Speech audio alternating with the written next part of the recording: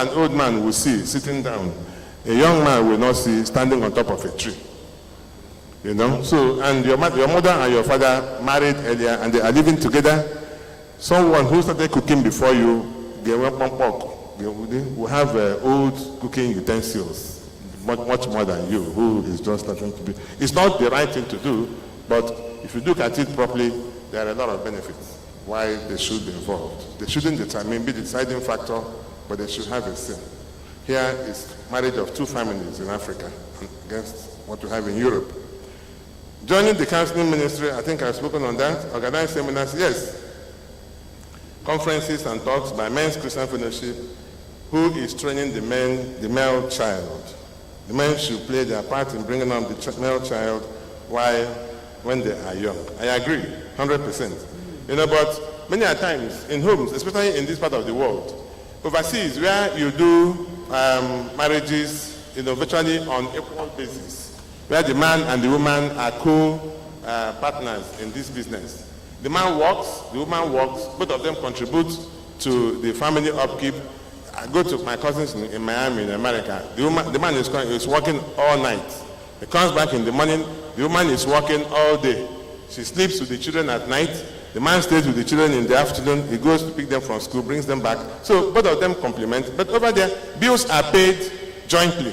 They do joint accounts. In Nigeria, young ladies will tell you their understanding of joint accounts is you open an account, give them ATM card to be scanning all over swiping all over the place. You fund the account, they work, they make money, they put in their pocket, take care of their own personal needs. You work, you earn money, put in the joint account that you are supposed to run together. Over there, it doesn't work that way. She funds the account, you fund the account, both of you spend the money together. That's what joint account presupposes. So when men are working here and toiling day and night to be able to, there's this paper I read some time ago in the Catholic Church, where a priest asked the congregation of over 500 people, all those who have lost their spouses, to stand up. They all stood up.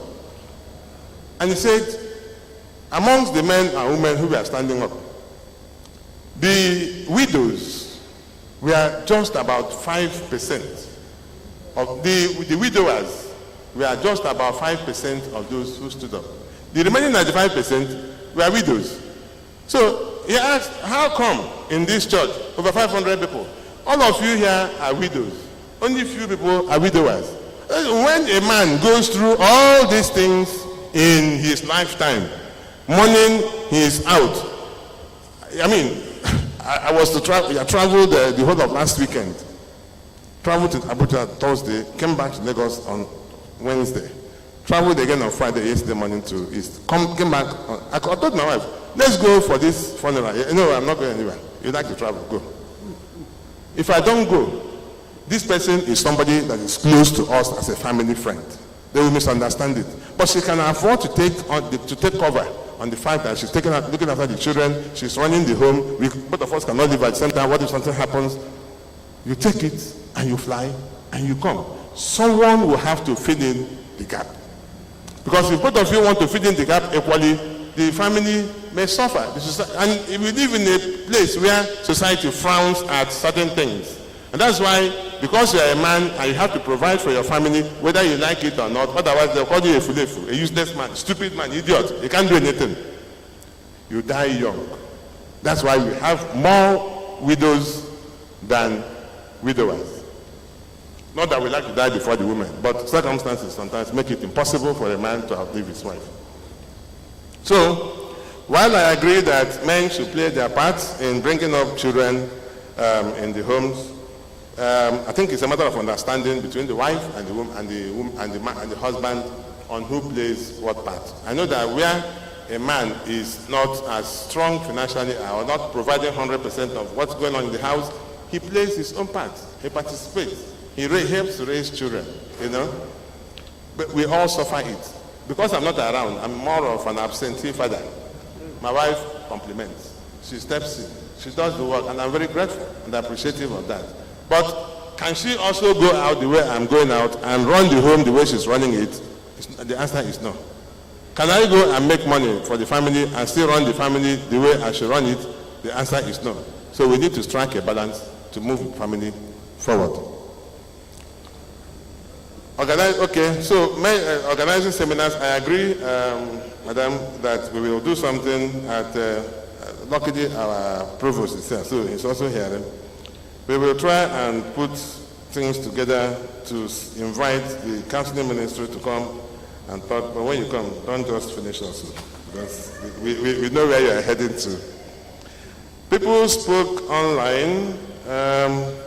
One is, what basis or yardsticks should be used to measure compatibility? There is actually no yardstick to measure compatibility. The only thing is courtship. Time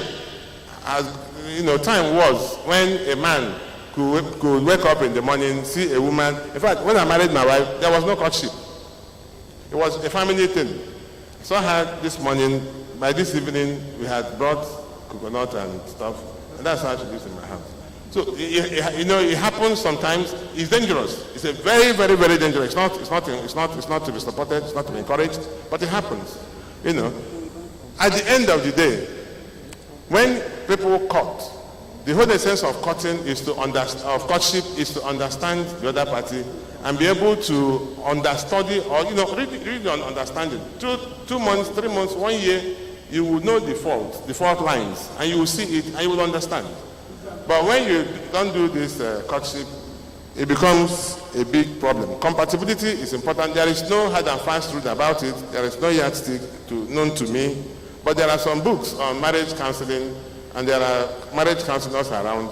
And if you check online also, you will see, but be careful the things you read online, because some of them are hogwash. You need to know the source and the author of what you are reading. And the scripture is there to guide everyone who really wants to make his or her marriage work. If a woman submits to her husband in all things, and a man loves his wife without reservations, there can never be marriage breakdowns. Oku, how much investment can a man can make be putting into homes and marriages, preparing themselves and children and youth for their marriages? Well, like I said earlier, no amount of investment is too much. If you have a broken home in this part of the world, it affects your children, it affects their chances. The society frowns at them, even though it's unconstitutional, because the Constitution says no citizen of Nigeria shall be subjected to any form of discrimination just by the circumstances of his or her birth. But here, we know it doesn't happen that way. Somebody said something about